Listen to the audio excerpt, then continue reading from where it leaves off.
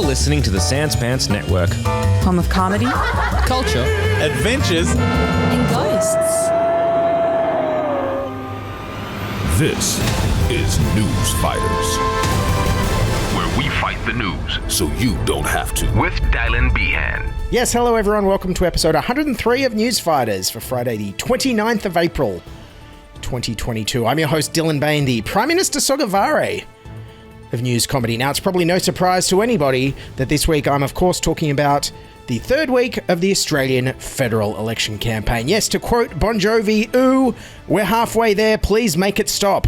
Or something like that. Anyways, with half the campaign over, I figured it was a good time to check in on how the network TV photo op pun coverage is going. And let's start with coverage of the day after the French President Emmanuel Macron was re-elected and Scott Morrison decided to visit a French bakery for a photo op to make some macaron biscuits and croissants on camera. Let's see the très bon puns. Bon appétit! Scott Morrison is delivering election sweeteners up and down the East Coast. Making one French favourite while congratulating another. But if you think making macarons is difficult, there we go. Healing relations with a Macron will be trickier. Scott Morrison calls that criticism half-baked. Mercy, buffoon journalists. But not to be outdone, I think the absolute best pun run of the election so far has to be when Scott Morrison had a photo op without any questions at an outdoor fishing and camping shop on the New South Wales Central Coast to announce a $20 million for fishos, boaties and campers, whatever that is. Roll the puns. The Prime Minister fishing for votes. Today he's fishing for votes. Scott Morrison hoping to lure more Australians to vote for the coalition. The New South Wales Central Coast, Mr Morrison hoping voters take the bait. Winning over the public can require a bit of bait. Hoping voters would be taken hook, line and sinker by his announcement. By casting $20 million. Casting for the votes of weekend warriors. Although he wasn't keen to be on the hook for any questions on the pledge. Yes, tune in tomorrow before these puns are fin. But of course, the absolute biggest story of the campaign this week has been the absolute shock that a man who left his house in 2022 in Australia somehow caught COVID. Why, the media just couldn't believe it could happen. Tonight, an election shock. Anthony Albanese tests positive to COVID-19. Good morning. Anthony Albanese's election campaign has been dealt a blow. Anthony Albanese's election campaign is in turmoil. Well, certainly testing times for the Labor campaign. Albo in ISO. Fighting infection and the election from his living room. Australian electioneering entered a phase never before experienced in our 121 years of federation, with a political leader forced to campaign online at home. Turns out that's not true, actually, because I believe Malcolm Turnbull spent most of the 2016 election campaign online, but he was just on his phone checking his share portfolio and Cayman Island bank balances. Anthony Albanese, of course, finally got COVID because he had literally just been caught on camera bragging about how he hadn't caught COVID yet. The positive result hours after an aged care visit. Yesterday, confessing to aged care residents in Nowra that even he couldn't believe he'd dodged it. I've been very lucky, I've got to say. A lot of my colleagues, a lot of parliamentarians, because we mix and go around. But so far, cross fingers. Ah, the pride before the fall. The media speculated this wouldn't be the end of Albanese's campaign, however. The Labor leader is isolating at his Sydney home for 7 days. He's in isolation in his Marrickville home. But he's now planning to carry out more appearances via radio, TV and online interviews. You know, potentially Zoom press conferences. Yep, back to the world of Zoom for Anthony Albanese. Yeah, not sure what's worse for Albo, getting COVID or trying to do Zoom meetings on Australian NBN underneath the flight path in Marrickville. Both are pretty bad. Of course, the media tried to portray this as being a major setback for Labor, but even everyone in Labor was like, nah, this is a good thing. This evening, the ABC has spoken to several MPs within Labor who say that this will have an impact or could have an impact on their campaign, but will not be detrimental. His frontbench team has stepped in to run the campaign events, adamant that the development could end up being a positive for Labor's electoral fortunes. Anthony Albanese is still in isolation. Does that hurt his campaign? Some people are arguing somewhat cynically that it helps him because it gets him out of the limelight after that bad first week. Well, I think it's a positive for our campaign. Yeah, when everyone in Labor realised, oh, you mean voters will get to see more of Jim Chalmers and Penny Wong for a week, they were like, Albo, just rest up, mate. Stay home another week if you have to. Just take your time. Even Scott Morrison seemingly welcomed the Labor team stepping up. I welcome the comparison between my team and the Labor team. Yeah, I bet Scott Morrison was like, oh, some of Labor's front bench team haven't even had to resign in scandal after assault allegations or anonymous donation and rorting corruption scandals. Why, they're not fit to be in government. They don't even know what being in government's about. Towards the end of the week, however, Scott Morrison did seem to miss his opponent being on the campaign trail. Albo's out of ISO tomorrow. Have you missed him? Well, I'm looking forward to him rejoining the campaign. He's had a pretty quiet week. I remember when I was in ISO, I had a very busy week, attending quad summits and doing all those sorts of things. Oh, come on, he's been out there, he's been zooming. God damn, I'm sick of Australia's stupid workaholic culture. You can literally get leave shamed by our Prime Minister for taking time off sick when you become infected with the novel coronavirus. Can't anyone just take a break? And I don't mean going to Hawaii in a national emergency. That's different. I mean when they're sick. Anyways, back to the campaign trail, and of course it wouldn't be a federal election campaign without former Prime Ministers hitting the hustings. And last weekend, John Howard was out in his former seat of Bennelong. Now, John Howard is 82 years old now. There's no denying he's gotten on a little bit. And I think there's some signs that he's not really paying attention anymore. In fact, I think he might have completely lost touch with reality. Have a listen to this. Scott Morrison, a man who's demonstrated a mastery of the detail of government. Yeah, not sure what drugs John Howard is on there, but I would certainly like some. Also, former Labor Prime Minister Kevin Rudd was out on the campaign trail this week, and he said this. 少了%. Yes, something in Mandarin. Cheers. Thanks, Kevin. We all know you're kind of bilingual. Thanks for showing up to show off once again. Also hitting the campaign trail meeting constituents this week was our current Deputy Prime Minister and Nationals leader, Barnaby Joyce. Let's see what kind of reception he got. Meanwhile, Nationals leader Barnaby Joyce was the subject of a roadside verbal onslaught yesterday. Barnaby. Let's go. Wow, I haven't heard that much beeping since I watched Kitchen Nightmares on TV in America. Are we sure Barnaby wasn't pulled over by Gordon Ramsay there? Anyways, to the other big election issue this week, and that's been China signing a security agreement with our close neighbours, the Solomon Islands. And with Albo off sick, the Labor frontbenchers have clearly been trying to out-zinger each other, and the zingiest zingerer of the week was Jason Clare. When we needed a leader, where the bloody hell were you? If you want to build trust in the Pacific, you got to do a lot more than just play the ukulele. This bloke is so out of touch you'd need the Hubble telescope to find him. But it's not just all zingers. Labor's also stepped up with its own plan for the South Pacific. An extra $500 million in aid over 4 years, 3,000 permanent migration spots for Pacific Islanders, allowing seasonal workers to bring their families, financing climate and clean energy projects, and extending the reach of ABC broadcasts. Ooh, and you know that was a red flag to a certain ABC-hating bull. What they're effectively saying is they're going to keep doing what we've been doing. There's one difference, though. I sent in AFP. The Labor Party wants to send in the ABC. They have a Q&A solution in the Pacific. I mean, it's farcical.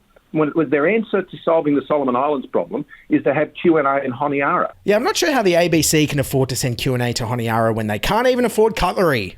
It's true, I once bought $40 worth of Kmart cutlery at the ABC and it was all gone within a month. Besides, Q&A did actually go to Fiji in 2019 and it seemed to do a lot for diplomacy in our region. ScoMo, not everyone wants to watch The Masked Singer, okay? Even though hopefully that'll be the only TV show I see you on next year, strumming your ukulele. Unless, of course, MasterChef finally does Curry Week for kleptocrats. Now, of course, the Liberals are claiming that the timing of China signing the deal with the Solomons is all some kind of big election-interfering conspiracy. Karen Andrews effectively asserting Beijing deliberately dropped the announcement in the election's second week in order to cruel the coalition's chances. Why now? Why right in the middle of a federal election campaign? I mean, we talk about political interference and that has many forms. Wow, okay. First of all, why would China even care who wins the Australian election? We literally have the population of one of their medium-sized cities. We're that insignificant to them. I mean, in 2020, they compared Australia to gum stuck on China's shoe. Would you interfere in an election? on gum stuck on your shoe? I wouldn't. And second of all, hey, Morrison government, not everything is about you all the time. Most Australians alone don't care who wins the election. What makes you think anyone in China does?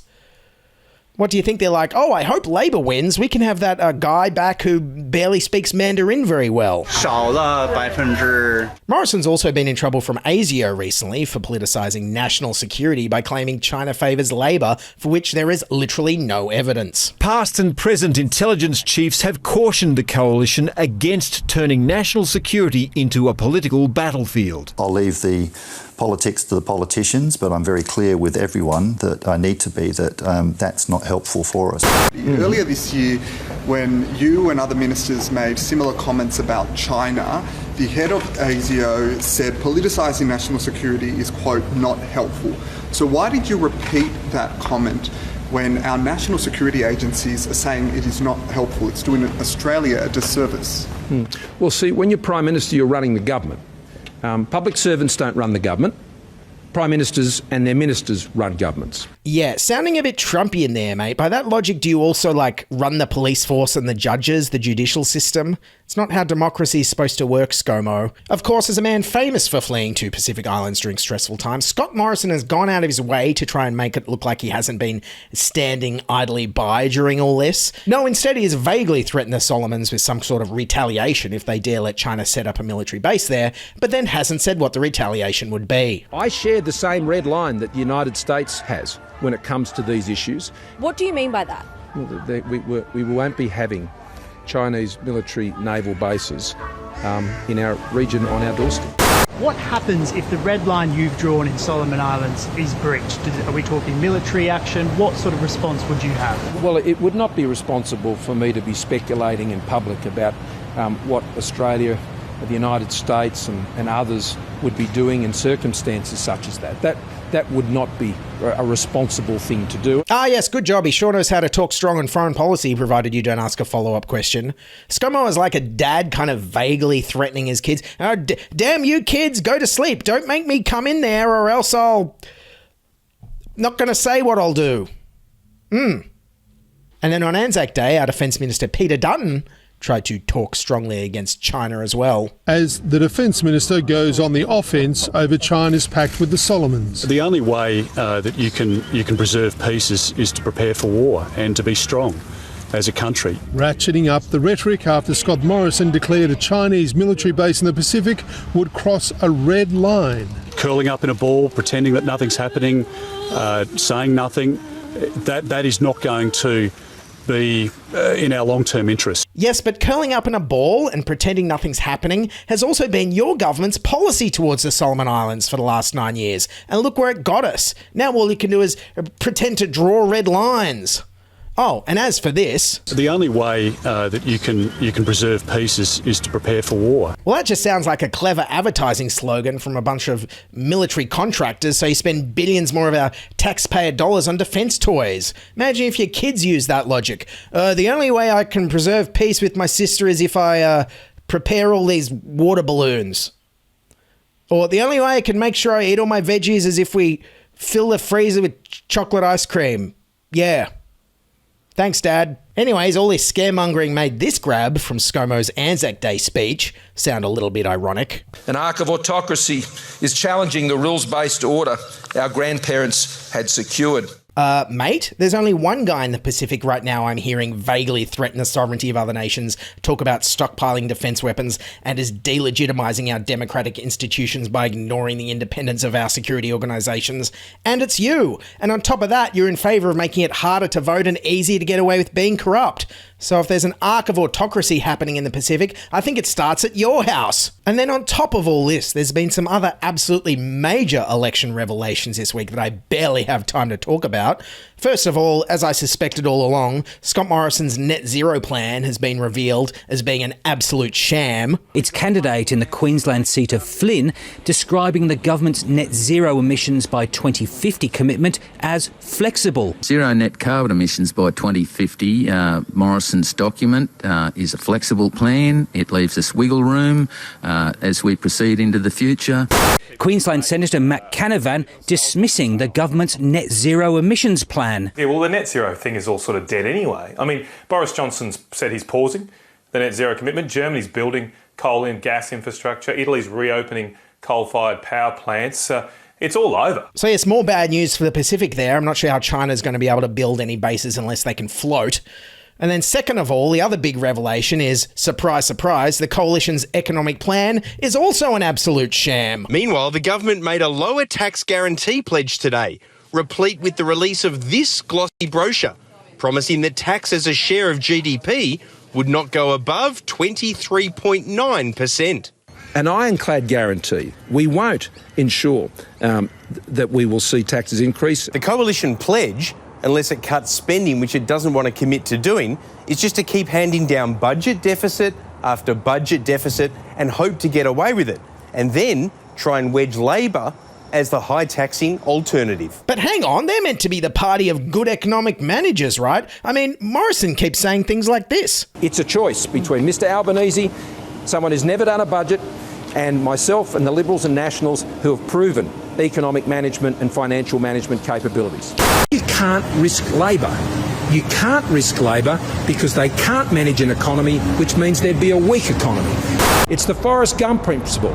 You just never know what you're going to get. Well, all right then, if we're going to be summing up with Forrest Gump quotes, I reckon this week's entire coalition campaign can be summed up with this. Are you crazy? Or just plain stupid? Stupid is, stupid does, Mrs. Blue. Are you stupid or something? Stupid is, stupid does, sir.